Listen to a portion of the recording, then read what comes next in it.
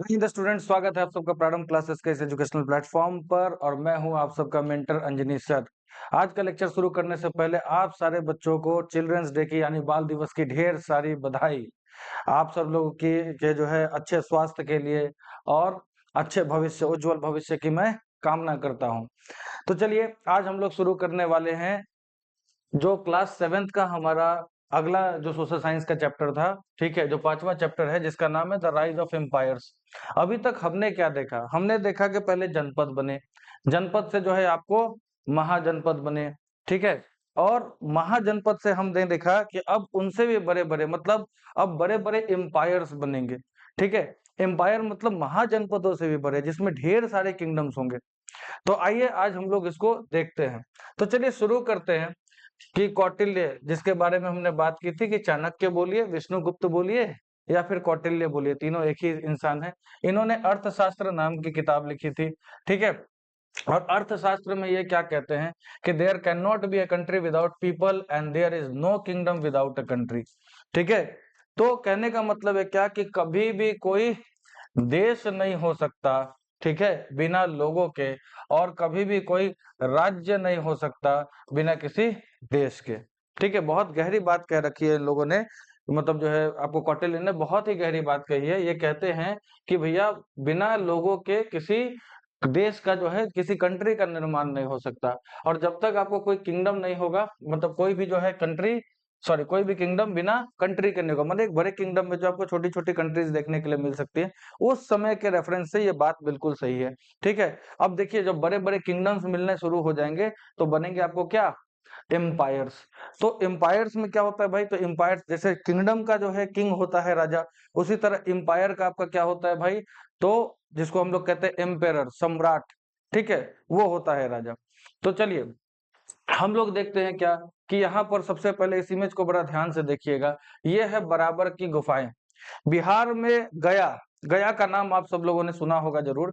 ठीक है, तो जिसको बोध गया भी कहते हैं, या आजकल उसका नाम गया जी हो गया है। तो गया से थोड़ी दूरी पर आपको मिलेगा मखदूमपुर। मखदूमपुर में जो है ये बराबर की गुफाएं हैं। इसका निर्माण सम्राट अशोक ने, ठीक है, इसका निर्माण शुरू में किसने करवाया था? सम्राट अशोक ने। और बाद में जो उनके पौत्र हुए, मतलब ग्रैंड सन हुए दशरथ, उन्होंने मिल करके करवाया था। ठीक है, ये क्या है? बाहर से तो आपको चट्टान दिखेगा, पहाड़ जैसा दिखेगा। अंदर से ये देखिए, ये दरवाजे हैं और पूरी तरह से अंदर की गुफाएं हॉलो है। ठीक है, अब इसको बनाने के पीछे पर्पस क्या था? इसको बनाने के पीछे पर्पस था कि आजीवक संप्रदाय के जो भी लोग थे वो यहाँ पर आकर के रहते थे, ध्यान मेडिटेशन वगैरह ये सारी चीजें करते थे। तो आजीवक संप्रदाय के लोगों के लिए जो है सम्राट अशोक ने और उसके पुत्र दशरथ ने मिलकर के बराबर की गुफाओं का निर्माण करवाया था। ठीक है, अभी आजीवक संप्रदाय कौन है तो याद कीजिए, हमने लास्ट लेक्चर में पढ़ा था कि मखली पुत्र गोशाल थे, जिनका जो है जैन मुनि से जो है, महावीर से जो है कुछ अनबन हो गई थी ऐसा कह सकते हैं। और वो फिर जैन धर्म से कट करके उन्होंने अपना एक सेक्ट बनाया जिसको आजीवक बोलते हैं। और इसी को जो है हम लोग, मतलब उसी को जो है संरक्षण देने के लिए जो है इन्होंने जो है क्या किया था, सम्राट अशोक ने ये बराबर की गुफाएं बनवाई थी। आइए इस चैप्टर में पढ़ना क्या हम लोग को, सबसे पहले हम लोग पढ़ेंगे कि भाई एक साम्राज्य क्या होता है, एम्पायर क्या होता है। ठीक है, अब क्या है, धीरे धीरे क्या होता है कि हम लोग जानेंगे कि भाई हम लोग को इस चैप्टर में जो है ये भी जानने को मिलेगा कि एम्पायर बनते कैसे हैं, राइज कैसे होते हैं। ठीक है, और उन्होंने जो है इन बड़े बड़े साम्राज्यों ने क्या किया है, भारत के सिविलाइजेशन को, भारतीय सभ्यता को किस तरह से संवारा है, किस तरह से निखारा है, या किस तरह से शेप किया है, मतलब किस तरह का जो है आकार दिया है। तो अब देखिए कि ये जो किंगडम्स थे, एक टाइम में तो छोटे छोटे किंगडम्स थे, अब ये किंगडम्स को एम्पायर बनने में, ठीक है, ये जो बदलाव जो आया इसमें किन किन चीजों ने जो है मदद की है, इसको भी हम लोग को पढ़ना है कि एक छोटा सा किंगडम किस तरह से बड़ा साम्राज्य में बदल जाता है और इसके पीछे कौन कौन से फैक्टर्स हैं, हम उसको बेसिकली पढ़ेंगे। और 6th सेंचुरी से लेकर के, 6th सेंचुरी बीसीई से लेकर के 2nd सेंचुरी बीसीई तक जीवन किस तरह का है। ठीक है, उस समय का समय क्या है, उस समय की सोसाइटी कैसी है, रिलीजियस एस्पेक्ट क्या है, कल्चरल एस्पेक्ट क्या है, ठीक है, इकोनॉमिकल एस्पेक्ट क्या है, इन सारी चीजों को हम लोग इस चैप्टर में पढ़ने वाले हैं। तो चलिए शुरू करते हैं।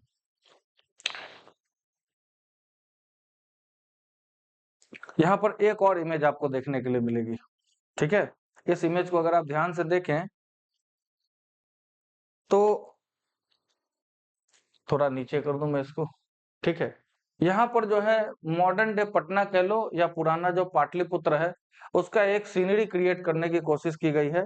किसी पेंटर ने जो है इसको बनाया था, ठीक है। आपको यह भी पता होगा कि पाटलिपुत्र जो कि मगध की राजधानी रही है, सबसे पहले मगध की राजधानी कहाँ थी? गिरिव्रज। गिरिव्रज बना आपका राजगीर, और फिर जो है राजगीर से जो है ये राजधानी उठ करके पाटलिपुत्र आ गई। यही पाटलिपुत्र आज के डेट में मॉडर्न डे पटना है। तो ये इमेज है, जिसको जरा ध्यान से देखेंगे आप लोग। इस चैप्टर में ना इलिस्ट्रेशंस बहुत ज्यादा है।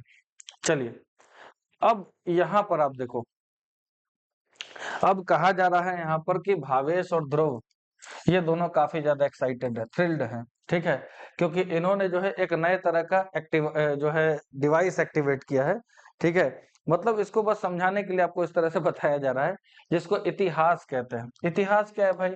चीजें प्राचीन काल में हम लोग जिस तरह से थी, उसी को मतलब जो है हम लोग पढ़ते हैं, ठीक है। एज इट इज जो भी चीजें उसको पढ़ते हैं हम लोग, अपने पास्ट को जानने की कोशिश करते हैं, उसी को हम लोग इतिहास कहते हैं। तो इन्होंने इतिहास नाम का एक टाइम मशीन बनाया, ठीक है। अब ये क्या करते हैं भाई? हिस्ट्री का एक लेसन उठाते हैं। अब वो लेसन जो है फॉर्चुनेटली मगध से रिलेटेड निकल जाता है, और वो लोग डिसाइड करते हैं कि हम लोग इसी की राजधानी पाटलिपुत्र को घूमने जाएंगे, कि हमारी फर्स्ट जर्नी कहाँ होगी? पाटलिपुत्र होगी, ठीक है। और उन्होंने जो है वो सेम लोकेशन का कोऑर्डिनेट उस मशीन में डाल दिया, जो आज के डेट में क्या है? हमारा मॉडर्न डे पटना है। अब देखिए, जब ये लोग पटना पहुंचते हैं तो होता क्या है वहां पे, ठीक है। ये देखते हैं कि भाई सेना जो है जा रही है कहीं पे, ठीक है। बहुत सारे लोग पूरा अस्त्र शस्त्र से लैस होकर के किसी जगह जा रहे हैं, ठीक है। तो ये क्या पहुंचे भाई? ये पहुंचे भाई जो शहर था हमारा पाटलिपुत्र, उसके किनारे पे, ठीक है। वहां पर आप देखोगे कि इन्होंने देखते हैं कि भाई एक लड़की है, ठीक है, जो किसी इंसान से बात कर रही है। जो इंसान क्या है? घोड़े की पीठ पर बैठा हुआ है और बड़ी अजीब से कपड़े पहन रखा है। अब जाहिर सा बात है, ये इंसान युद्ध पे जा रहा है। युद्ध पर जा रहा है तो उस समय जो भी गियर्स होते होंगे, ठीक है, आर्मी के युद्ध करने के लिए जो भी हथियार वगैरह मतलब चाहिए होते होंगे उस टाइम में, वो सारी चीजें लेकर के अपना जा रहे होंगे, ठीक है। तो जैसे ही जो है मतलब वो आदमी अपना निकल जाता है कुछ बातें करके उस लड़की से, तो उसके बाद जो है ये लड़की इन लोगों की तरफ घूमती है, ठीक है। ये पूछते हैं उससे कि भाई तुम्हारा नाम क्या है? वो बताती है कि भाई मेरा नाम क्या है? ईरा है। मैं किसकी बेटी हूँ? तो मैं कन्हा दास की बेटी हूँ, ठीक है। कन्हा दास कौन है भाई? तो कन्हा दास एक लोहार है, ठीक है। और इतना बोल करके बोलती है कि आप लोगों का पाटलिपुत्र में स्वागत है, समझे। उनको दिख गया होगा कि भाई अजनबी है दोनों, ठीक है, यहाँ के दिख नहीं रहे। तो उसने बोला कि भाई आप लोगों का पाटलिपुत्र में स्वागत है। तो ये दोनों भी उसको बोलते हैं भाई, एड्रेस करते हैं कि भाई आपसे मिलकर बड़ी खुशी हुई ईरा, ठीक है। हमारा नाम क्या है भाई? तो इन्होंने बताया, अपना परिचय दिया कि हमारा नाम भावेश है, एक का नाम ध्रुव है, ठीक है। तो अब ये लोग जो है थोड़ी सी ऊंची आवाज में बोले थे। हीरा बोलती है एकदम शांत हो जाओ, ठीक है। अपनी आवाज को थोड़ा नीचे रखो। क्या तुमको दिखाई नहीं दे रहा कि ये सारे जो सोल्जर्स हैं, ये सारे जो योद्धा लोग हैं, ठीक है, ये सारे जो सैनिक हैं, ये मार्च कर रहे हैं, ठीक है, हमारे बगल से जा रहे हैं। कहाँ जा रहे हैं भाई? तो ये लोग क्या करने जा रहे हैं? युद्ध लड़ने जा रहे हैं। एक हमारा पड़ोसी किंगडम है, हमारे पड़ोसी राज्य से जो है ये लोग युद्ध लड़ने जा रहे हैं, ठीक है। तो अब क्यों युद्ध कर रहे हैं? क्योंकि भैया वो पड़ोसी राज्य हमको बड़ा ट्रबल पहुंचाता है, बड़ा परेशान करता है, हमारा राजा परेशान है। तो राजा जो है सोचता है कि भाई चलो अब परमानेंट सॉल्यूशन कर ही दिया जाए, युद्ध लड़ लेते हैं, जो होगा देखा जाएगा, ठीक है। आगे देखिए, तो आपने अगर बच्चों में जो है या फिर आपने एवेंजर्स की मूवी वगैरह जरूर देखी होगी, ठीक है। उसमें थॉर के पिता हैं ओडिन, वो एक डायलॉग बोलते हैं, बड़ा मतलब बहुत ही ज्यादा डीप, मतलब उस डायलॉग का मतलब था कि एक अच्छा राजा कभी भी युद्ध नहीं चाहता, लेकिन युद्ध के लिए हमेशा तैयार रहता है, समझे। तो कहने का मतलब है क्या, कि ये भी शुरू में युद्ध नहीं चाहते होंगे, लेकिन परिस्थितियां कुछ ऐसी आ गई होंगी कि अब युद्ध लड़ना पड़ रहा है, तो ठीक है, सारे लोग जा रहे हैं। तो ये भी वही बात कह रही हैं कि भाई हमारा किंग जो है कभी भी लड़ाई नहीं करना चाहता, वॉर को जो है कभी भी जो है मतलब युद्ध से दूर रहते हैं ये, ठीक है। लेकिन ये लड़ सकते हैं, लेकिन क्या है भाई, लेकिन अपने लोगों को प्रोटेक्ट करने के लिए जब भी इनको जरूरत पड़ती है तब ये युद्ध करने जाते हैं। वो युद्ध चाहते नहीं है, ठीक है। शायद इसी से इंस्पायर होकर के जो है आपको वहां पर जो है डायलॉग दिया गया होगा, या फिर वहां से इंस्पायर होकर ये डाला गया होगा। बट याद रखो, ठीक है, कि ये अच्छा राजा है भाई, ये हमेशा अवॉइड करता है कि युद्ध नहीं चाहता है, लेकिन युद्ध के लिए हमेशा तैयार रहता है, क्योंकि हमारे लोगों को जो है प्रोटेक्ट करना है। तो अब क्या है भाई, तो इनके जो पिताजी थे कन्हादास, ठीक है, ईरा के जो पिताजी हैं कन्हादास, उन्होंने बड़ी मदद की है, ठीक है, सेना की। कैसे? क्योंकि जो भी तलवार वो अपने हाथ में लेकर के जा रहे हैं, उसको बनाने वाले कौन हैं? कन्हादास ही हैं। क्योंकि अभी हमने पढ़ा है कि भैया कन्हादास क्या है? एक आयरन स्मिथ है, लोहार है, ठीक है। और इसके जो पिताजी हैं, सॉरी, इसके जो अंकल है, इसके जो चाचा है या ताऊ है, ठीक है, वो क्या है भाई? तो वो इन्हीं सैनिकों में से एक सैनिक है, शायद उन्हीं से ये बात कर रही थी, ठीक है। जस्ट उसको मतलब उनको जो है सी ऑफ करने आई थी, उनको अलविदा कहने आई थी कि आप जाइए, युद्ध कीजिए और जल्दी लौट करके आइए। अब इनको अब ये बोल रही है कि मुझे इस बात की जानकारी नहीं है कि वो कब जो है लौट करके आएंगे, मतलब कितना समय लगेगा। हो सकता है लौट करके नहीं भी आए, क्योंकि युद्ध में आपको पता है कि भाई जान और माल दोनों की क्षति होती है, ठीक है। अब देखिए, अब ये ग्रुप, ये लोग जो है, ये तीनों लोग मिल करके, ठीक है, क्या देख रहे हैं भाई, कि भाई सोल्जर्स का जो पूरा जुलूस है उसको देख रहे हैं, कि भैया बड़े से ड्रॉ ब्रिज से जो है ये लोग क्या कर रहे हैं, उसको क्रॉस कर रहे हैं। अब बेटा, ये ड्रॉ ब्रिज क्या होता है? आपने कभी कभी देखा होगा पुराने मूवीज में, ठीक है, या फिर आपने देखा होगा किसी कार्टून वगैरह या सीरियल में, महाभारत रामायण जैसा कोई अगर आप देख रहे हैं एपिसोड, तो उसमें देखा होगा कि भाई जो राजा का किला होता था, उसके चारों ओर जो है क्या होता था, गहरी गहरी जो है खाई बना दी जाती थी, गहरा गहरा गड्ढा होता था, और उसमें पानी भरा होता था, ठीक है। और एक्स्ट्रा प्रोटेक्शन के लिए उसमें लोग क्या करते थे, कुछ खूंखार जलीय जीवों को छोड़ देते थे, ठीक है, मगरमच्छों को छोड़ देते थे, केकड़ों को छोड़ देते थे, ठीक है। तो उस परिस्थिति में आपको देखने के लिए मिलेगा क्या, कि वहां पर अब लोग क्रॉस कैसे करें, तो बड़े बड़े जो है ब्रिज होते थे, जिसको जो रोप से जो है एकदम सीधे रहते थे, और उनको ढीला करके जो है नीचे गिराया जाता था, ठीक है। फिर लोग उस पर क्रॉस होकर के जाते थे, फिर उस ब्रिज को उठा दिया जाता था, या फिर कभी अगर लग जाए कि सामने से हमला होने वाला है, तो उस ब्रिज को हम लोग वापस खींच लेते थे, इसी को कहा जाता था ड्रॉ ब्रिज। तो ये सारे लोग जो है ड्रॉ ब्रिज के पास, मतलब उसके द्वारा जो है आगे निकल रहे हैं, शहर से जो किला है उससे बाहर निकल रहे हैं, ठीक है। कुछ किस पर है भाई? घोड़े पर बैठे हुए हैं, ठीक है। और जो आर्मी चीफ है, जो सेनापति लोग हैं, वो क्या कर रहे हैं? हाथी पर बैठ करके जा रहे हैं, ठीक है। अब उसी समय आप देखोगे क्या, कि ये तीनों बच्चे भी जो है सेम ड्रॉब्रिज को जो है क्रॉस करके शहर के अंदर आ जाते हैं। वो लोग बाहर जा रहे हैं युद्ध करने, ये लोग अंदर आ रहे हैं शहर के, ताकि शहर देख सके, क्योंकि टाइम मशीन से भाई ये लोग आए थे यहाँ पे। अब इनकी मंशा है कि पाटलिपुत्र शहर को देखा जाए, ठीक है। तो ये पूछता है कि भैया हमारे टाइम में तो बड़े मॉडर्न ब्रिजेस होते हैं, ये किस तरह का ब्रिज है, ठीक है। और ये जो है तुमको, मतलब नीचे जो दिख रहा है पानी, ये क्या नीचे कोई रिवर है? ठीक है, अब ये बताएगी नहीं। ये ब्रिज जो है हम लोग को क्या करता है, सेफ रखता है। ईरा जो है इसको बताती है, ठीक है।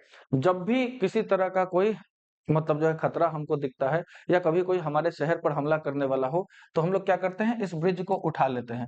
अब रास्ता ही नहीं रहेगा तो लोग अंदर घुसेंगे कैसे, ठीक है। और ये जो ट्रेंच इन्होंने खोद करके रखा हुआ है, जिसको मोट भी कहा जाता है बेटा, याद रखिएगा, ठीक है। एक शब्द है मोट। मोट का मतलब क्या होता है, किले के चारों ओर बहुत गहरी गहरी जो है, ठीक है, खाइयां खोद दी जाती थी, और उसमें पानी भर दिया जाता था, और उसमें ढेर सारे जो है मगरमच्छ वगैरह छोड़ दिए जाते थे, ताकि कभी रात वगैरह में भी कोई किले पर चढ़ाई न कर सके। एक्स्ट्रा जो है आपको कह सकते हो लेवल ऑफ प्रोटेक्शन के लिए, ठीक है। हाँ, और ये भी बोल रही है कि देखो भाई, ये कोई नदी नहीं है, ये एक मोट है, ठीक है। तो एक बार ड्रॉब्रिज को अगर उठा दिया जाए, तो कहने का मतलब ये काफी ज्यादा मुश्किल हो जाएगा कि कोई किले तक पहुंच पाए, ठीक है। हाँ, उसके बाद ये कहती है कि देखो यहाँ से आप जो देख रहे हो, ठीक है, अंदर जो जंगल है थोड़ी दूरी पर, जो हिल्स वगैरह है, उसको जरा ध्यान से देखो, ठीक है। यहाँ से हम लोग को क्या मिलता है, तो यहाँ से हम लोग को लकड़ी मिलती है, ठीक है। जो हर्ब्स है उसकी जरूरत अगर हम लोग को पड़ जाए, ठीक है, आप कह सकते हो कि मेडिकेशन वगैरह के लिए, या फिर रेगुलर यूज के लिए भी उसकी जो है पूर्ति होती है, और बहुत दूसरे तरह के वैल्यूएबल रिसोर्सेज भी मिलते हैं, ठीक है। अब देखो, पाटलिपुत्र की बात हो रही है, मगध की बात हो रही है, तो मगध की सेना का एक सबसे ज्यादा स्ट्रॉन्ग, जो कह सकते हो उसमें सबसे ज्यादा जो शक्तिशाली सेना ये बनी, उसका सबसे बड़ा कारण था कि हाथी बहुत थे उनके पास, ठीक है। और हाथी भी कहाँ से आते थे, इन्हीं जंगलों से आते थे, ठीक है। तो वही बात है कि ये बोलती है ईरा की जो हाथी हैं, जो हमने क्या कर रखा है, ठीक है, सॉरी, मतलब जो हम लोग हाथी इस्तेमाल कर रहे हैं अभी युद्ध लड़ने के लिए, जो इतने सारे हाथी जा रहे हैं, सेना नायक सब बैठ करके जा रहे हैं, वो भी कहाँ से आ रहे हैं? इन्हीं जंगलों से आते हैं। और एक बार हम उनको पकड़ ले तो फिर हम उनको ट्रेनिंग देते हैं प्रॉपर, कि लड़ाई कैसे की जाती है, युद्ध में हम इसका कैसे इस्तेमाल करेंगे। ठीक है। अब आप देखोगे क्या, तो ध्रुव पूछता है कि भाई ये जो ओपनिंग है, ठीक है, ये हिल में जो थोड़ी सी ओपनिंग, जो खुला जगह दिख रहा है, ये क्या है? तो ये बताती है कि ये क्या है? केव है। अब ये किस केव की बात हो रही है? उसी बराबर की गुफाओं की बात हो रही है। ठीक है, जिसको आज की डेट में हम देखते हैं कहाँ पर? तो मखदूमपुर है, याद रखिएगा। आपके बुक में यही दिया हुआ है, बस गया के पास, गया जी के पास। ठीक है, एक स्थान है मखदूमपुर। मखदूमपुर में ही आपको दिखेगा कि पूरे हिल्स को ही जो है अंदर से खोखला करके बहुत सारी गुफाएं बनाई हैं। ठीक है, इसकी शुरुआत जो है आपको सम्राट अशोक ने की थी, लेकिन इसमें और भी बहुत सारे जो कमरे हैं वो आगे चल के उसके पौत्र हैं। ठीक है, मतलब उसका पोता, ग्रैंडसन अशोक का। क्या नाम है उसका? दशरथ। तो दशरथ ने किया था। तो ये दो नाम आप हमेशा याद रखेंगे। अगर आपको दशरथ नहीं याद रहता है तो कम से कम किंग अशोक का नाम आप जरूर याद रखेंगे। ठीक है, क्योंकि इसको बनाने की शुरुआत उन्होंने ही की थी। तो अब हमारा क्या कर रहा है? हमारा किंग जो है, हमारा राजा जो है, मतलब सम्राट अशोक की बात हो रही है। ठीक है, यहाँ पर जो है, जो कुछ मंक्स हैं उनकी कम्युनिटी के लिए जो है गुफाओं को जो है खोद करके, हॉलो करके कुछ कमरे बना रहे हैं। ठीक है, जब एक बार जो है ये फिनिश हो जाए तो हम लोग उसको भी घूम सकते हैं। तो ये उसी की बात हो रही थी। चलिए, तो देखिए, तो जैसे-जैसे ये लोग जो है पाटलिपुत्र में घूमते हैं तो इनको दिखता है कि भाई पाटलिपुत्र जो है काफ़ी ज़्यादा गौरवशाली, गरिमाशाली जगह है। ठीक है, यहाँ पर आपको बड़े-बड़े रैम्पार्ट्स दिखते हैं। रैम्पार्ट क्या होता है भाई? जो किले की दीवार होती है ना, उसको रैम्पार्ट बोलते हैं। तो काफ़ी बड़े-बड़े जो है रैम्पार्ट दिख रहे हैं, जहाँ पर वॉच टावर बनाए हुए हैं। वॉच टावर क्या होता है बेटा? वॉच टावर वो जगह होती है, वॉच टावर वो जगह होती है, तो वॉच टावर वो जगह होती है जहां से खड़े होकर के सैनिक जो है आपको ऑब्जर्व कर सकते हैं कि भाई किसी तरह की कोई गड़बड़ी तो नहीं हो रही है। ठीक है, वो ध्यान देते रहते हैं, क्योंकि ऊंचाई रहती है वॉच टावर की, थारी थोड़ी सी ऊंची जगह पर जो आप देखोगे, जेल वगैरह में भी आप देखे होगे कि बड़े बड़े जो है आपको, ठीक है, पिलर्स बना करके उसके ऊपर वॉच टावर बनाया जाता है, ताकि दूर से हम लोग देख सके। ठीक है, ध्यान रख सके आपको कि कहीं से कोई दूसरा तो हमारी तरफ हमला करने नहीं आ रहा। ठीक है, उस जगह की सिक्योरिटी के लिए जो है वॉच टावर्स बनाए जाते थे। तो आप देखो, एक किले की दीवारों के ऊपर जो है आपको वॉच टावर्स देखने के लिए मिलेंगे। बहुत ज्यादा खूबसूरत जो है मंत्रमुग्ध करने वाले जो है आपको पैलेसेस देखने के लिए मिलेंगे। ठीक है, मैजेस्टिक पैलेसेस, मतलब वहां पर ढेर सारे महल आपको देखने के लिए मिल रहे हैं, बिल्डिंग्स देखने के लिए मिल रही हैं। जो वहाँ के स्ट्रीट्स हैं, जो वहाँ के सड़कें वगैरह हैं, वहां पर आप देखोगे क्या कि ढेर सारी जो है चहल पहल है। ठीक है, वहां पर लोग जो है आराम से आ जा रहे हैं। तो उसके बाद आपको दिखेगा क्या कि इराक किस तरफ जेस्चर करती है भाई? एक मार्केट के तरफ। पूरी तरह से जो है एकदम खचाखच लोगों से बस्टलिंग, मतलब चहल पहल से भरा हुआ जो मार्केट है, उसके तहत तरफ जो है वो क्या करती है? इशारा करती है, जहां पर ट्रेडर्स दूर दूर से आ रहे हैं। ठीक है, दूर दूर मतलब सिर्फ हमारे ही नहीं देश, बाहर के देशों से भी ट्रेडर्स आ रहे हैं वहां पर व्यापार करने के लिए। चलिए, तो चूंकि सिल्क रूट जो है आपको उस समय जो है, जो मेन जो है आप कह सकते हो कि जो ट्रेड रूट था। ठीक है, तो सिल्क रूट जो है भारत से होकर के गुजरता था, और जहां जहां पर जो है मेजर जो है उसके पॉइंट्स थे, वो सब मगध के ही कंट्रोल में थे। इसलिए अच्छा खासा आपको देखने के लिए मिलेगा कि वहां पर ट्रेड हो रहा है। तो चलिए, तो इन्होंने कहा कि भाई, ईरा कहती है कि देखो तुम लोग यहाँ से जाने से पहले ना एक बार मार्केट जरूर घूम लेना। हमारा जो किंगडम, जो हमारा किंग है, हमारे जो राजा है, वो बाहर से भी, जो दूर दूर से भी जो ट्रैवलर्स आते हैं, यात्री आते हैं, उन सब का स्वागत करते हैं। ठीक है, तो यहाँ पर आपको ढेर सारी चीजें देखने के लिए मिलेंगी। यहाँ पर आपको चाइना का सिल्क देखने के लिए मिलेगा। ठीक है, उसके बाद आपको जो स्पाइसेस, मसाले देखने के लिए मिलेंगे। दक्षिण भारत से जो है आपको बहुत सारे कीमती पत्थर, जेम्स लाए गए हैं, वो आपको देखने के लिए मिलेंगे। आपको यहाँ पर बहुत ही ज्यादा फाइन क्वालिटी के कपड़े देखने के लिए मिलेंगे। अलग अलग रीजन से ये सारी चीजें आ रही हैं। तो कहने का मतलब है कि पाटलिपुत्र में आपको, यहाँ के मार्केट में ऐसा कोई भी चीज है जो देखने के लिए नहीं मिलेगा। हर चीज की व्यवस्था है, हर जगह से जो है व्यापारी आकर के यहाँ पर व्यापार कर रहे हैं, बेच रहे हैं। ठीक है, तो अब उसमें ध्रुव पूछता है भाई आगे, ये सिनारियो ही मेन जो है आपको एक छोटा सा कहने का मतलब है क्या कि ये जो आपको डिस्कशन देखने को मिल रही है, जो हाइपोथेटिकल डिस्कशन है, मतलब कल्पना पर आधारित, ऐसा कुछ हुआ नहीं हुआ होगा, टाइम मशीन कहाँ बना है अभी तक। तो ये इसलिए आपको समझाया जा रहा है कि एक ओवरऑल जो है आपके दिमाग में एक कह सकते हो कि एक सीन क्रिएट हो जाए। ठीक है, ताकि आप रिलेट कर पाओ चीजों को कि हाँ ऐसी ऐसी चीजें हो रही होंगी, इमेजिनेशन एक क्रिएट हो जाए, इसलिए किया जा रहा है। तो आप देखो ये क्या कि यहाँ पर जो है ये लोग क्या कर रहे हैं, कुछ दूरी पर कुछ लोग कुछ काम कर रहे थे, तो वहां पर करतब दिखाने वाले लोग थे, जिनको क्या कहते हैं? एक्रोबैट्स कहते हैं। ठीक है, करतब दिखाने वाले लोग क्या है, वो एक के ऊपर एक चढ़ के जो ह्यूमन पिरामिड बना देंगे। ठीक है, उसके अलावा जो है गाना गाएंगे, डांस करेंगे। ठीक है, छोटे छोटे जो नाटक होते हैं उसमें क्या करते हैं, वो लोग प्ले करते हैं, एक्टिंग करते हैं। ठीक है, ताकि लोगों का मनोरंजन किया जा सके। अब उस समय मनोरंजन के साधन ऐसे ही थे। ठीक है, क्योंकि आप खुद समझोगे कि उस समय क्या है, आपके पास ना मोबाइल है, ना सेलफोन है, लैपटॉप से इलेक्ट्रिसिटी का भी खोज नहीं हुआ है। तो उस समय लोग मनोरंजन के लिए क्या करते थे, इस तरह के जो है, जो भी आप कह सकते हो एक्रोबैट्स वगैरह थे, ये सब परफॉर्म करते थे। कोई कहीं से आया, म्यूजिक म्यूजिक बजाना जानता है तो म्यूजिक परफॉर्म कर रहा है, किसी को नृत्य आता है, डांस आता है तो डांस परफॉर्म कर रहा है। तो यही इंटरटेनमेंट का साधन था उस समय। तो कभी कभी क्या होता था कि अगर कोई बहुत बढ़िया जो है परफॉर्मर आए, तो उसको राजा के सामने भी जो है परफॉर्म करने का मौका मिलता था। राजा के सामने भी जो अपना प्रदर्शन करने का जो है मौका मिलता था। तो ये लोग बोलते हैं कि भाई लगता है तुम्हारा राजा कुछ ज्यादा ही शक्तिशाली है। ठीक है, भाविशा जो है बोलती है। अच्छा, भाविशा भावेशी बोल रहे थे उस टाइम से, सॉरी। मेरे को लगा दोनों लड़के ही हैं।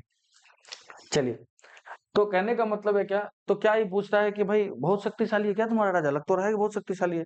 क्या पाटलिपुत्र के बाहर के आसपास के जो इलाके हैं उस पर भी उसी का शासन है, तभी बताएगी कि भैया हमारा राजा कोई किंगडम का राजा नहीं है। ठीक है, एक साम्राज्य का राजा है। Because this what do you say कि मतलब this people are talking about king Ashok.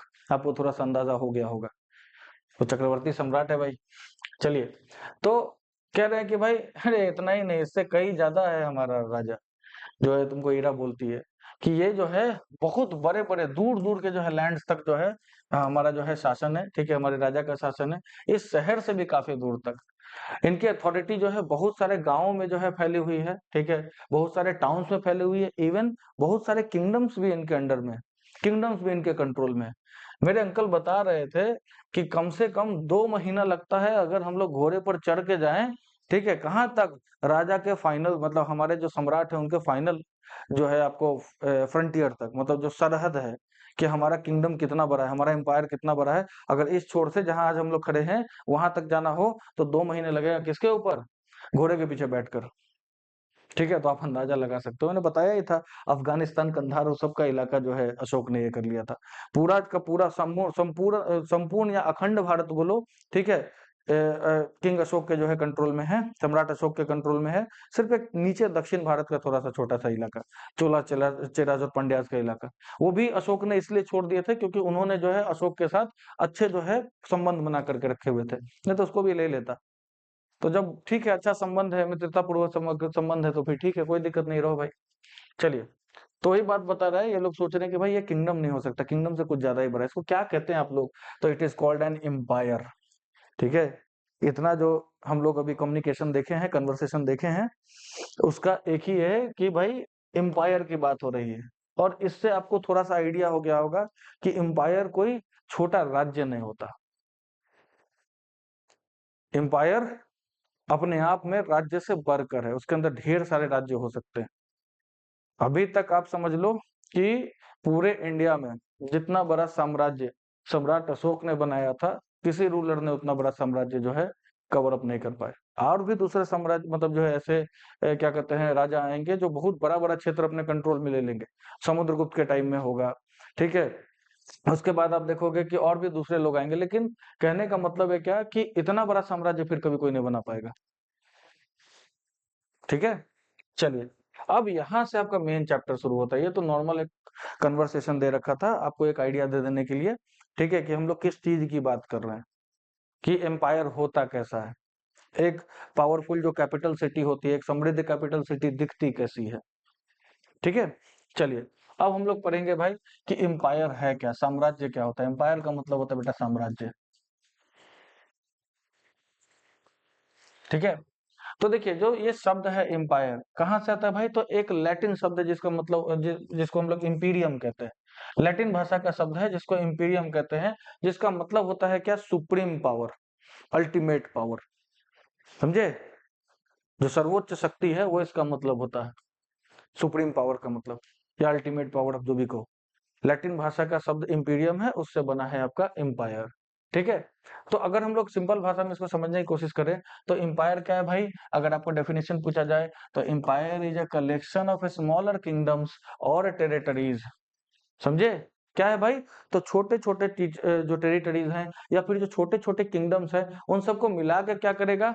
एक एम्पायर बनाया जाएगा। और क्या होगा भाई? इस पर रूल कौन करेगा? एक बड़ा शक्तिशाली रूलर रूल कर सकता है या फिर एक ग्रुप ऑफ रूलर रूल कर सकते हैं। ठीक है? और समय आने पर ये क्या करेंगे भैया? युद्ध भी करेंगे, छोटे-छोटे किंगडम्स के साथ। क्यों करेंगे? ताकि अपने एम्पायर को और बड़ा किया जा सके, एक्सपेंशन किया जा सके। तो एम्पायर क्या है? सिंपल शब्दों में तो छोटे-छोटे किंगडम्स का एक ग्रुप है, जो धीरे-धीरे क्या हो चुका है? एक रूलर के अंदर की अथॉरिटी में या फिर एक ग्रुप ऑफ रूलर्स के जो है अथॉरिटी में है और जो काफ़ी शक्तिशाली है और जो एक्सपेंशन कर रहे हैं। अब ज़रूरी नहीं है कि सिर्फ एक्सपेंशन करने के लिए युद्ध होगा, और भी बहुत सारे कारण रहे होंगे युद्ध होने के, ठीक है? तो देखिए, अब क्या है, तो क्या जो जो छोटे-छोटे टेरिटरीज़ थी, उसके अंदर जो रूलर्स थे, उनके रूलर्स का क्या हुआ भाई? तो वो रूलर्स अभी भी हैं, ठीक है? उसके पास जो जितने भी छोटे-छोटे जो है किंगडम्स हैं, उन सब के पास अभी भी जो है अपना-अपना रूलर है, और इसको हम लोग ट्रिब्यूटरीज़ कहते हैं। किसके? एम्पेरर के। अब एम्पेरर ने क्यों उनको रख रखा है? तो पहली बात कि इतना बड़ा साम्राज्य अकेले कंट्रोल करना तो पॉसिबल नहीं है। जैसे आज हमारा देश दिल्ली से कंट्रोल नहीं हो सकता अकेले, तो इसलिए हमने स्टेट्स में डिवाइड किया और हर जगह जो है स्टेट्स के मैनेजमेंट के लिए चीफ मिनिस्टर को बैठाया। तो सेम आप उसी तरह से समझ लो इसको, कि जब एम्पायर हमने बड़ा बनाया, ठीक है, किसी साम्राज्य को बनाया, तो भैया उसको छोटे-छोटे टुकड़ों में जो जो छोटे-छोटे किंगडम्स को हमने जोड़ा है, उसको भी तो जो है रूल करना होगा। और एफिशिएंट रूल के लिए वहाँ कोई ना कोई रूलर चाहिए। तो ये जो सम्राट होते थे जनरली उसी रूलर को रहने देते थे, जस्ट बिकॉज़ वो उसकी अथॉरिटी को एक्सेप्ट कर लेता था। समझे? और अपना वफ़ादारी दिखाने के लिए, अपनी एलिजियंस को दिखाने के लिए वो हमेशा ट्रिब्यूट्स भेजता था। ट्रिब्यूट्स का मतलब क्या हुआ? रेवेन्यू हो गया, ठीक है? टैक्स का पैसा हो गया, ठीक है? उसके अलावा अपनी तरफ से बहुत सारे गिफ्ट्स हो गए। किसी को मन किया सोने-चांदी के बर्तन भेज दिया, किसी को मन किया अनाज भेज दिया, किसी को मन किया फल-फूल भेज दिया। आप भी कभी किसी जो है, ठीक है, बहुत ही ज़्यादा जो है बड़े पद पर बैठे हुए अधिकारी से मिलने जाते होंगे, तो खाली हाथ तो नहीं जाते होंगे। समझे? तो बस यही इसी को ट्रिब्यूट कहते हैं। अब चूँकि ये सारे लोग ट्रिब्यूट प्रोवाइड करते थे, उसी एम्पेरर के जो है पैट्रोनेज में रहते थे, उसी के अंडर रहते थे, इसलिए इनको कहा गया ट्रिब्यूटरीज। किसके? उस बड़े सम्राट के, एम्पेरर के, जो पूरे टेरिटरी पर जो है कहाँ से करेगा रूल? अपनी कैपिटल सिटी से रूल करेगा। मतलब अशोक पाटलिपुत्र से जो है संपूर्ण भारत पर जो है क्या कर रहा है? शासन कर रहा है, लेकिन उसके अलग-अलग राज्यों में उसके बिहाफ़ पर उसके ट्रिब्यूटरीज शासन कर रहे हैं, समझा रहे हैं, संभाल रहे हैं। ठीक है? नॉट समझा रहे, संभाल रहे। चलिए, तो आगे देख लीजिए। तो यूजुअली जो कैपिटल सिटी होती थी, वो क्या होता था? पूरे किंगडम का, या किंगडम नहीं बोलेंगे, पूरे एम्पायर का सबसे मेजर जो है सेंटर होता था, केंद्र होता था किस चीज़ का? इकोनॉमिक और एडमिनिस्ट्रेटिव पावर का। अब ज़ाहिर-सा बात है, जैसे आज के डेट में हमारे देश की इकोनॉमिक और एडमिनिस्ट्रेटिव पावर का, इकोनॉमिक का तो नहीं बोलेंगे, वो मुंबई ज़्यादा है, दिल्ली कम है, ठीक है? लेकिन एडमिनिस्ट्रेटिव पावर का सेंटर हमारे क्या है? न्यू दिल्ली ही है। सारा एडमिनिस्ट्रेशन वहीं से प्रॉपर्ली चलाया जाता है। तो यही काम उस समय भी होता था। पाटलिपुत्र जो कि कैपिटल थी, उस समय इकोनॉमिक सेंटर भी थी मेजर, और एडमिनिस्ट्रेटिव सेंटर, तो एडमिनिस्ट्रेटिव पावर का तो केंद्र ही है। वहीं से सारा साम्राज्य संभाला जाएगा। चलिए, अगर हम लोग जो प्राचीन संस्कृत टेक्स्ट को देखें, तो वहां पर एक वर्ड जो है इस्तेमाल किया जाता है, किसके लिए? एम्पेरर के लिए। कौन सा वर्ड इस्तेमाल किया जाता है? ठीक है, तो हाँ, तो जिससे आपको जो क्लियर हो जाएगा कि मतलब साम्राज्य शब्द है, जिसका मतलब क्या होता है भाई? लॉर्ड ऑफ ऑल, मतलब सबका स्वामी या सुप्रीम रूलर,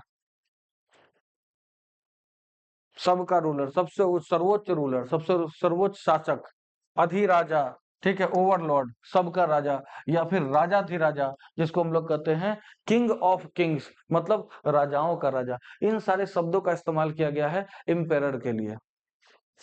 समझे?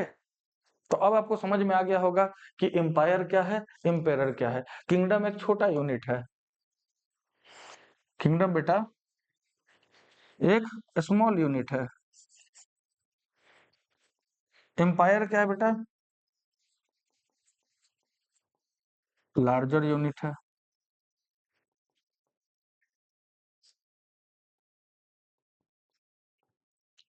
ठीक है, मतलब बहुत सारे किंगडम से मिलकर के क्या हुआ है? एम्पायर का निर्माण हुआ है। किंगडम का जो है जो रूलर होगा उसको क्या बोलेंगे? किंग बोलेंगे। ठीक है, यहाँ का जो रूलर होगा उसको हम लोग क्या बोलते हैं? एम्पेरर बोलते हैं। सम्राट, राजा और सम्राट, समझे? जब किसी सम्राट के अंदर ये छोटे छोटे किंग्स आ जाते हैं तो इनको हम लोग क्या बोलेंगे? या तो ट्रिब्यूटरीज बोलेंगे, या फिर इनके लिए एक शब्द होता है वसाल। एक ही बात, समझे? जब किसी बड़े एम्पायर के नीचे छोटे छोटे राजा जो है शासन करते हैं तो उसको हम लोग क्या बोलते हैं? या तो ट्रिब्यूटरीज बोलेंगे, नहीं तो वसाल बोलेंगे, समझे? इस राजा के, इस सम्राट के रेफरेंस में। तो आई होप इसके लिए आपको कोई कंफ्यूजन नहीं होना चाहिए। ये लेक्चर मैं लाइव नहीं कर पा रहा हूँ, ये लेक्चर रिकॉर्डेड है, ठीक है? क्योंकि आज है बाल दिवस, तो आज शाम में हम लोगों का भी कुछ प्लान्स है, ठीक है? तो इसीलिए आज शाम में जो है लाइव नहीं हो पाएगी। तो उस समय का जो है आपका क्षतिपूर्ति करने के लिए कि आप लोगों का जो पढ़ाई का रेगुलरिटी है वो बना रहे, इसको मैं रिकॉर्ड कर रहा हूँ। इसके जो बाकी के लेक्चर है मैं कोशिश करूंगा लाइव में ही कर दूं, ठीक है? या फिर रिकॉर्डेड में ही रख लेंगे, जैसा हो सके। जो भी आपके डाउट्स होंगे बेटा, आप लोग क्या करोगे, पढ़ने के टाइम में जिस समय आप लोग जो है ये लेक्चर देखोगे, अगर कोई बात आपके समझ नहीं आ रही है, जस्ट कमेंट सेक्शन में पूछ लेना। कमेंट सेक्शन में पूछोगे, वो मैं देखता रहता हूँ, मैं वहां पर क्या करूंगा, आपको रिप्लाई कर दूंगा। तो इसके लिए टेंशन नहीं लेना है कि अरे सर ने बताया ये बात सही से क्लियर नहीं हो पाई, समझ नहीं हो पाई, अब मैं क्या करूं। तो ठीक है। और आपको जो है इस वीडियो के नीचे हमारा सारा जो है कॉन्टैक्ट लिंक्स मिल जाएगा, ठीक है? हमारा व्हाट्सएप चैनल का लिंक मिल जाएगा, हमारा इंस्टाग्राम का लिंक मिल जाएगा, टेलीग्राम का लिंक मिल जाएगा। तो आपको जहां चाहिए, जहां से सुविधा हो, वहां से हमसे जुड़ सकते हो, ठीक है? और अपनी जो है एजुकेशनल जर्नी आसान कर सकते हो, ठीक है? चलिए, तो देखिए, तो आपको पता है कि भारत का इतिहास तो ऐसे ऐसे साम्राज्यों से भरा हुआ है, ठीक है? ये साम्राज्य समय समय पर जो है मतलब जो है राइज किए हैं, ठीक है? बड़े हुए हैं, ठीक है? साम्राज्यों का एक्सपेंशन हुआ है, ठीक है? कुछ समय तक जो है लास्ट किए हैं, 200-400 साल डिपेंडिंग। और उसके बाद क्या हुआ, इन साम्राज्य का पतन शुरू हो गया और फाइनली क्या हो गए, खत्म हो गए, ठीक है? बड़े बड़े साम्राज्यों का यही हुआ है। आप देखो मुगल्स भी नहीं रह पाए, मुगल्स भी खत्म हो गए। उसके बाद आप देखो ये क्या कि ये जो मगध का साम्राज्य है, मगध के साम्राज्य में भी कितने लोग आए हैं, ठीक है? आप देखोगे हर्यक वंश आया, उसके बाद देखोगे शिशुनाग डायनेस्टी आई, उसके बाद नंद डायनेस्टी आई। ये मौर्यों के बारे में हम लोग थोड़ी सी जो है अभी चर्चा कर रहे हैं। उसके बाद जो है शुंग आएगा, कण्व आएगा, ये सारे लोग आए, रूल किया कुछ समय तक और उसके बाद फिर डिक्लाइन होके खत्म हो गए। तो ऐसा ही होता है, पहले एक छोटा किंगडम होता है, उसमें कोई पावरफुल रूलर आया, उसने एक्सपेंशन करना शुरू किया, साम्राज्य बनाया। फिर उसके बाद के रूलर्स उसको स्टेबल रखेंगे, कंसोलिडेट करेंगे, और उसके बाद फिर धीरे धीरे धीरे जो कोई एक जो है इनकॉम्पिटेंट रूलर आ जाएगा, परिस्थितियां बदल जाएंगी और धीरे धीरे फिर साम्राज्य जो है पतन के रास्ते पर चला जाएगा और फाइनली उसका अंत हो जाएगा, साम्राज्य समाप्त हो जाएगा, ठीक है?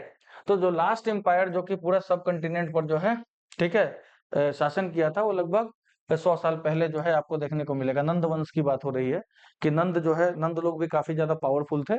तो नंद डायनेस्टी लगभग 100 साल पहले थी, अशोक के टाइम से, समझे?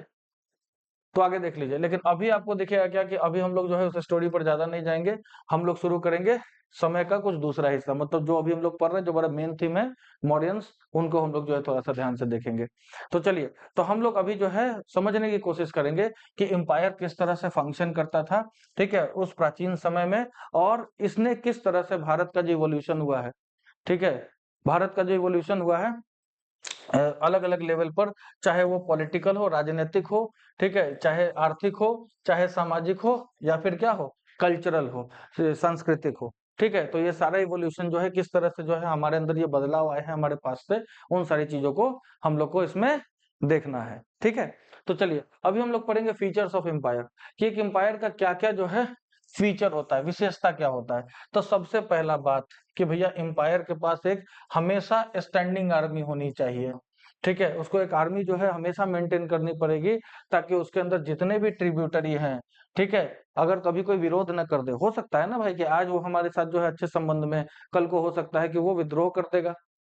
कोई राज्य है, मैं सम्राट हूँ, ठीक है, मेरे नीचे जो बहुत सारे राज्य हैं, कुछ राज्य विद्रोह कर सकते हैं, तो उनको कंट्रोल करने के लिए मेरे पास क्या होना चाहिए, आर्मी रहनी चाहिए। दूसरा बात, आर्मी का क्या काम है, अगर मैं साम्राज्य का एक्सपेंशन करना चाहता हूँ, मैं चाहता हूँ कि मेरा साम्राज्य और बड़ा हो, और भी छोटी छोटी जो किंगडम्स हैं उसको मैं अपने अधीन ले आऊं, युद्ध लड़ने लड़के जो है, ठीक है? तो आपको दिखेगा क्या कि इसके लिए भी जो है इस्तेमाल किया जाएगा। तो आर्मी के 3 काम है। सबसे पहला बात है क्या कि आपको क्या करना है कि भाई जो ट्रिब्यूटरी है उसको कंट्रोल में रखना है। दूसरा काम क्या है कि एक्सपेंशन ऑफ एम्पायर करना है। और तीसरा काम क्या है, बाहरी कोई हमला ना कर दे उससे भी बचा करके रखना है। तो सबसे इंपॉर्टेंट बात है एम्पायर के लिए आर्मी। ठीक है, आर्मी, सेना। सेना क्या करेगी, फिर से रिपीट करता हूं, सेना सबसे पहले जितने भी हमारे वसाल्स हैं, जितने भी हमारे ट्रिब्यूटरीज हैं, जितने भी हमारे जो है किंग्स हैं जो हमारे अंडर काम कर रहे हैं उनको कंट्रोल में रखेगी।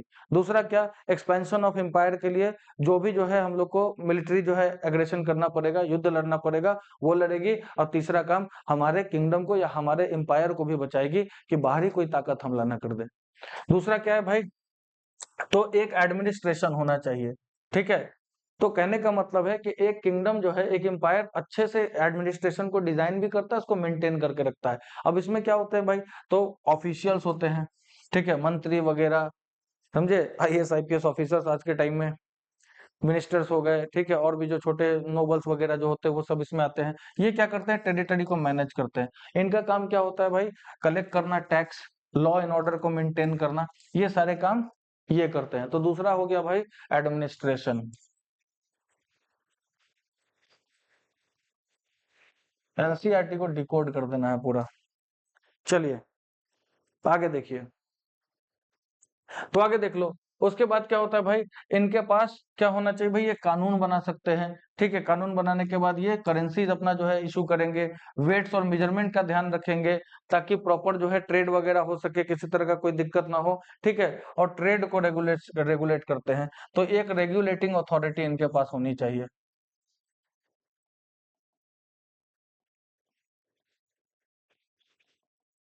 ठीक है, जो ये सारे काम करे। उसके बाद देखिए, रिसोर्सेज, रिसोर्सेज काफी ज्यादा इंपॉर्टेंट है। तो आप देखोगे कि जो एम्पायर होता है, एम्पायर एक अच्छा और मजबूत एम्पायर क्या करता है, अपने रिसोर्सेज को कंट्रोल भी करता है और रेगुलेट भी करता है। और रिसोर्सेज का जो है एक्सेस है, ठीक है, मतलब जो भी उसका एक्सेस है उसको कंट्रोल भी करेगा और रेगुलेट भी करेगा। जैसे माइंस हो गए, फॉरेस्ट हो गए, ठीक है, एग्रीकल्चर प्रोड्यूस हो गए। उसके बाद ह्यूमन रिसोर्स हो गया जिसको हम लोग मैन पावर कहते हैं। ठीक है, तो एक अच्छा मैनेजमेंट होना चाहिए इनके पास। ठीक है, ताकि ये सारी चीजों को मैनेज किया जा सके। उसके बाद देखो, तो भैया जो एम्पायर है वो पेट्रोनेज प्रोवाइड करेगा। ठीक है, पेट्रोनेज प्रोवाइड करेगा मतलब क्या कर रहा है, इनकरेज करेगा किसको, आर्ट को, कला को। ठीक है, बढ़ावा देगा, लिटरेचर को बढ़ावा देगा, साहित्य को बढ़ावा देगा, धर्म को बढ़ावा देगा, अलग अलग जो स्कूल ऑफ थॉट्स है, फिलोसफी को, ठीक है, उसको बढ़ावा देगा। ठीक है, जो भी सेंटर्स ऑफ लर्निंग है, ज्ञान जहां पर जो है आपको मतलब पढ़ाई लिखाई का जो काम किया जा रहा है उसको बढ़ावा देगा। तो इसको बोलते हैं पेट्रोनेज प्रोवाइड करना।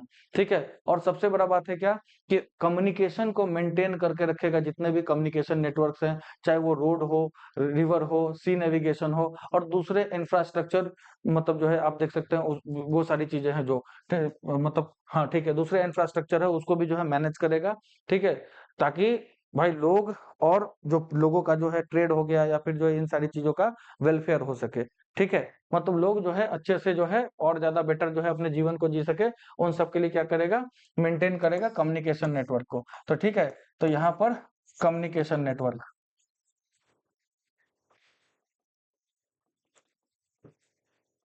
इसको मेंटेन करेगा। ठीक है, तो एक एम्पायर जो है आपको ये सारे काम करता है। अगर ये सारे कामों में कोई एम्पायर परफेक्ट है तो कहने का मतलब है वो एम्पायर मजबूत है, आगे लंबे समय तक चलता रहेगा। और इस सब के सेंटर में कौन है भाई, हमारा एम्पेरर, हमारा सम्राट, जिसके पास सारी सेंट्रल अथॉरिटी है। ठीक है, जो पूरा कंट्रोल करेगा जितने भी ट्रिब्यूटरीज हैं और दूसरे किंग्स हैं उन सारी चीजों को। ठीक है, तो आई होप सारी बातें अभी तक की सबको क्लियर हो गई होंगी। ठीक है, अगर किसी भी तरह का डाउट या क्वेश्चन आता है प्लीज कमेंट सेक्शन में डाल करके जो है आप लोग अपने सवाल पूछिएगा मुझसे। ठीक है, तो चलिए अब हम लोग देखते हैं let's let's sorry let's explore. आजकल मैं कुछ ज्यादा ही अटकने लगा हूँ, पता नहीं क्यों। चलिए देखिए, तो देखिए तो आपको दिखता है कि भाई एक बात तो हम जानते हैं कि भाई एम्पायर से वो क्या होते हैं भाई, बहुत बड़े बड़े एरियाज तक फैले होते हैं। दूसरा बात क्या है, यहाँ पर डाइवर्सिटी भी काफी देखने के लिए मिलेगी पॉपुलेशन की। मतलब अलग अलग तरह के लोग हो सकते हैं, जाति धर्म संप्रदाय के। ठीक है, उनके पास क्या हो सकता है भाई, तो उनका जो डायलेक्ट है या उनका जो लैंग्वेज है वो भी अलग अलग हो सकता है। उनके कस्टम्स और कल्चर्स हैं, ठीक है, जो रीति रिवाज है, जो उनका जो है सभ्यता संस्कृति है, वो सारी चीजें भी अलग अलग हो सकती हैं। तो आप खुद सोचो कि एम्पेरर्स किस तरह से मेक श्योर करते थे कि इतने सारे लोग एक जगह बैठ करके, एक साम्राज्य में बैठ करके शांति से रह सके, हार्मनी से रह सके। तो ये आपको एक टॉपिक दिया गया है जिसको आप अपने ग्रुप के साथ डिस्कस कर सकते थे या डिस्कस कर सकते हैं। तो आप खुद सोचो कि भैया जो किंगडम है, अगर किसी किंगडम को एम्पेरर ने जीता, ठीक है, तो वहां पर जो पहले से एग्जिस्टिंग किंग है उसको क्यों छोड़ दिया जाता था? वहां पर किसी दूसरे किंग को क्यों नहीं ला करके रख देते थे? अपने ही किसी जो है आदमी को बैठाया जा सकता था। तो उसका एक कारण ये भी था क्योंकि भाई वहां की जो पॉपुलेशन है, ठीक है, उनका जो एलिजियंस है, ठीक है, उनका जो विश्वास है अपने राजा में, ठीक है, काफी ज्यादा है। समझे, वो अपने राजा की ही सुनते हैं। दूसरा बात, वहां का जो राजा है, वहां का जो शासक है, वहां की जो है डाइवर्सिटी, कल्चरल डाइवर्सिटी हो, रिलीजियस डाइवर्सिटी हो, ट्रेडिशनल डाइवर्सिटी हो, इन सब चीजों से क्या है, परिचित है। तो वो क्या करेगा, इफिशिएंटली किंगडम को चला पाएगा on behalf of the emperor. तो एक कारण ये था। दूसरा बात है क्या, कुछ लॉज वगैरह, लॉ एंड ऑर्डर जो है, आपको लॉज इस तरह से बनाए जाते थे ताकि लोग जो है किसी के साथ भेदभाव ना हो, सब एक समान रह सके। ठीक है, तो ये कुछ कारण है जिसके द्वारा जो है, मतलब जिस तरह से जो है, जो एम्पेरर्स हैं वो अपने बड़े बड़े साम्राज्यों को क्या कर पाते थे, कंट्रोल कर पाते थे। तो आगे देख लीजिए। तो अब आगे देखोगे क्या कि ऐसा नहीं था कि सब कुछ एकदम आसानी से चलता था भाई। बहुत टाइम जो है आपको बहुत तरह के चैलेंजेस वगैरह भी आते थे कि जो मैनेजमेंट है उसका, जो एम्पायर जो है, एम्पायर को मैनेज करने में बहुत तरह के जो है चैलेंज आ रहे हैं, चुनौतियां आ रही हैं। ठीक है, तो कहने का मतलब है क्या कि एक सवाल आपके मन में जरूर आएगा कि एक राजा हमेशा क्यों अपना साम्राज्य बड़ा करने के पीछे पड़ा रहता था? ठीक है, कि अपने किंगडम को एक एम्पायर क्यों बनाना चाहता था, और अपने आप को जो है, जो राजा है, राजा से जो है सम्राट क्यों बनना चाहता था? तो उसके कुछ पॉसिबल आंसर है, उसको हम लोग एक बार इवालुएट कर लेते हैं। ठीक है, तो सबसे बड़ी अभिलाषा राजा की क्या रहती होगी? ठीक है, वो तो हर एक राजा की रहती है कि हम जो है चक्रवर्ती सम्राट बन जाएं। चक्रवर्ती सम्राट मतलब कि भाई पूरे दुनिया को रूल करें हम लोग। समझे? तो ये एक मंशा होती थी कि भाई राजा चाहता था कि पूरे दुनिया को विश्व विजेता बन जाऊं मैं। समझे? तो ये एक मेटाफोर जो है, जिसको आगे चल के आप देखोगे कि चक्रवर्ती सम्राट या फिर त्रिभुवन चक्रवर्ती, ऐसे शब्दों से जो है, मतलब जो है आपको क्या किया जाएगा, डिनोट किया जाएगा। तो कहने का मतलब ये एक मेटाफोर था कि भाई जिसके पास जितना बड़ा साम्राज्य हो उसका उतना बड़ा जो है मान सम्मान प्रतिष्ठा रहेगी। ठीक है, तो इसलिए जो है ये लोग चाहते थे कि भैया बड़ी बड़ी जो लार्ज लार्ज टेरिटरीज है उसको बनाया जाए। ठीक है, ताकि आगे आने वाली जनरेशन, समझे, उनको हमेशा याद रखे कि हमारे जो दादा हुए, ठीक है, चंद्रगुप्त मौर्य, वो इतने महान सम्राट थे कि उन्होंने इतना बड़ा साम्राज्य बनाया। उनसे इंस्पायर होकर के उनके जो पौत्र हुए, जो अशोक हैं, उन्होंने उनसे भी बड़ा साम्राज्य बनाया। ठीक है, तो एक तो ये एम्बिशन होता था राजा का कि हर एक राजा चाहता था कि पूरे दुनिया पर उसका जो है शासन स्थापित हो जाए। दूसरा बात क्या था कि भैया कि जितने भी अब जितने ज्यादा इलाके पर किसी सम्राट का जो है कंट्रोल होगा, मतलब उतने ज्यादा इलाके के रिसोर्सेज पर उसका कंट्रोल है। और जिसके पास जितने ज्यादा रिसोर्सेज होंगे उसका इकोनॉमिक डेवलपमेंट उतना बढ़िया होगा। और अगर आपका इकोनॉमिक डेवलपमेंट अच्छा, आपके पास पैसा है, तो मतलब क्या है, आपका मिलिट्री स्ट्रेंथ भी अच्छा होगा। ठीक है, सारी चीजें तो इकोनॉमी पर ही डिपेंड करती है ना। इकोनॉमी अच्छी है कि किंगडम के पास पैसा है, एम्पायर के पास पैसा है, तो वो ज्यादा बेहतर जो है सोल्जर्स को रिक्रूट कर सकता है, प्रॉपर ट्रेनिंग प्रोवाइड कर सकता है, मॉडर्न आर्सेनल्स प्रोवाइड कर सकता है। ठीक है, मतलब हथियार वगैरह जो मैं बोल रहा हूँ, आर्सेनल मतलब हथियार होता है। ठीक है, तो कहने का मतलब है क्या कि तो इनके मन में थी, ये भी एक कारण होता था साम्राज्य विस्तार करने का कि भैया ज्यादा से ज्यादा रिसोर्सेज हमारे पास हो। ठीक है, ताकि हमारी इकोनॉमी बढ़िया हो, ज्यादा सामान बना पाए, ज्यादा चीजें बेच पाए, ज्यादा पैसा हमारे पास आ पाए। ठीक है, और एक सबसे बड़ा बात जो, तो जो जनरली जो है इन्वॉल्व होता है, ये कि भाई पैसा। ठीक है, कि भैया सबसे बड़ा जो डिजायर क्या था कि भैया हम लोग के पास बहुत सारा अकूत संपदा हो, अकूत पैसा हो, वेल्थ हो, धन हो। ठीक है, खुद के लिए और एम्पायर के लिए। ताकि धनी एम्पायर है तो भाई सब जगह जो है आप देखोगे कि इनका जो है बोलबाला होगा। तो ये कुछ कारण है जिसके कारण आपको जो है कोई भी राजा, ठीक है, छोटे किंगडम का राजा अपने साम्राज्य को बड़ा करके और सम्राट बनना चाहता था। ठीक है, अब देखिए, तो ये जो भी जो ट्रिब्यूट जो है, जो जो ट्रिब्यूट जो है ऑफर होता था एम्पेरर को, जो लॉयल्टी ये लोग ऑफर करते थे, तो एम्पेरर्स क्या करते थे इसके बदले में कि भाई ठीक है, ये आदमी वफादार है, हम लोग को टाइम पर टैक्स देता ही है, जो भी साथ में जो है आता है जब भी, तो कुछ ना कुछ गिफ्ट भी लेके आता ही है, तो वफादार है हमारा, तो हम लोग क्या करेंगे कि ये जितने भी किंग्स और चीफ हैं इनको गवर्न करने देंगे अपना ही एरियाज। मतलब युद्ध में उसी को हराया है और उसके बाद उसी को बोल देता है कि ठीक है, तुम हमको इतना सब कुछ पहुंचाते रहो, हमारे प्रति लॉयल रहो, जब हमको तुम्हारी जरूरत पड़े सेना में अपने लेकर के आओ युद्ध करने के लिए, और तुम अपने राज्य पर जो है शासन कर सकते हो। ठीक है, मेरे बिहाफ पर ही करोगे, बट अपने राज्य के राजा जो है शासक आप बने रहोगे। ठीक है, तो इतना जो है सम्राट कर देते थे। तो देखो यहाँ पर फिगर है 5.4.1, trained armies were deployed to conquer neighbouring kingdoms, maintain control over them and defend the empire borders. यही बात जो ऊपर हमने की है कि आर्मी का काम क्या होता था, ट्रेंड आर्मी क्यों रखते थे उस समय जो है सम्राट, ताकि सबसे पहला काम क्या करे कि भैया जो आसपास के जो नेबरिंग किंगडम्स है उनको कॉन्कर करे, जीते। दूसरा, उसके ऊपर कंट्रोल जो है बना करके रखे, ताकि वो जो वसाल है वहां का जो राजा है दोबारा कभी विद्रोह न करे। और तीसरा, एम्पायर के बॉर्डर्स को बाहरी आक्रमण से बचाए, कि कभी हो सकता है कि हम ही अभी किसी पर जो है हमला कर रहे हैं, कल को कोई और भी हम पे हमला कर सकता है। ठीक है, 5.4.2 देखने को आपको मिलेगा। तो यहाँ पर क्या हो रहा है भाई, फोर्टिफाइड सेटलमेंट है। यहाँ पर देखो चारों ओर से किलेबंदी कर रखी है, ये पूरे किले की दीवारें हैं, ये वॉच टावर्स है यहाँ पे बने हुए। ठीक है, तो ये सब कुछ खास जगहों पर बनाए जाते थे, स्ट्रेटेजिक प्लेसेस पर बनाए जाते थे। ठीक है, आप देखोगे यहाँ पर काफी ऊंचाई पर बनाया गया है। एम्पायर के बॉर्डर्स वगैरह है जो है, कहने का मतलब है उन जगहों पर बनाए जाते थे ताकि ज्यादा प्रॉपर प्रोटेक्शन प्रोवाइड किया जा सके, कोई अंदर घुसपैठ ना कर सके। ठीक है, फिगर 5.4.3 देखो आप इसमें। तो देखो यहाँ पर आप देखोगे, तो अगर आपको एक्सपैंड करना है, अपने किंगडम को क्या करना है, एम्पायर में बदलना है, तो आपको क्या करना पड़ेगा, आसपास की जो नेबरिंग टेरिटरीज है उससे युद्ध करना पड़ेगा, उसको कॉन्कर करना पड़ेगा। तो ये चीज यहाँ पर दिखाई जा रही है। 5.4.4 में देखो, ठीक है, जितने भी रूलर्स हैं वो पूरा प्रयास करते थे, जितना भी रिवर और जो जो ट्रेड का नेटवर्क है, ठीक है, जो कि ओवरसीज ट्रेड हमेशा रिवर यानी पानी के रास्ते से ही होता था। ओवरसीज ट्रेड कहने का मतलब जो हमारे देश से बाहर का ट्रेड है, तो उसको अपने कंट्रोल में रखें। जिससे क्या होगा भाई, इनको यहाँ का प्रेशियस रिसोर्सेज पर भी कंट्रोल मिल जाएगा, टैक्स तो मिलेगा ही मिलेगा, उसके अलावा जो ट्रेड होगा उससे भी रेवेन्यू मिलेगा। समझे? 5.4.5 क्या कह रहा है, इसको देखो आप लोग। ठीक है, तो देखो, तो क्या होता था भाई कि जो छोटी छोटी किंगडम्स हमेशा लड़ते रहते थे, काहे एक दूसरे के ऊपर कंट्रोल करें, ताकि क्या हो जाए, इनके पास ज्यादा जो है स्ट्रॉन्गर मिलिट्री पावर आ जाए, सरप्लस रिसोर्सेज आ जाए। ठीक है, और ये क्या बन जाए, ओवरलॉर्ड बन जाए। ओवरलॉर्ड करने का मतलब बहुत सारे राज्यों पर राज करने वाला राजा। तो ये भी एक कारण होता था। तो ये सारे जो है जो बातें अभी हमने ऊपर पढ़ी हैं उसी का बस इलिस्ट्रेशन है, जो हमने डिस्कस किया था उसी को बस इमेजेस और पिक्चर से जो है आपको समझाया गया है। आई होप सब कुछ क्लियर होगा।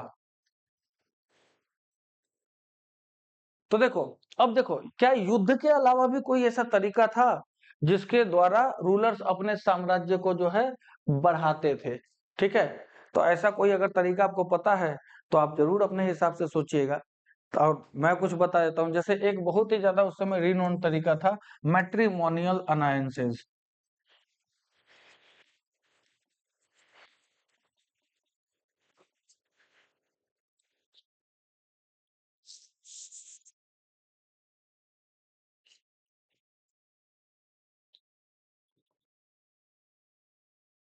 क्या है, अरे,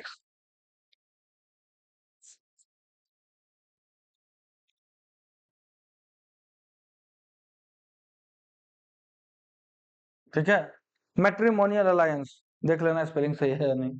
तो कहने का मतलब वैवाहिक संबंध बना लेते थे।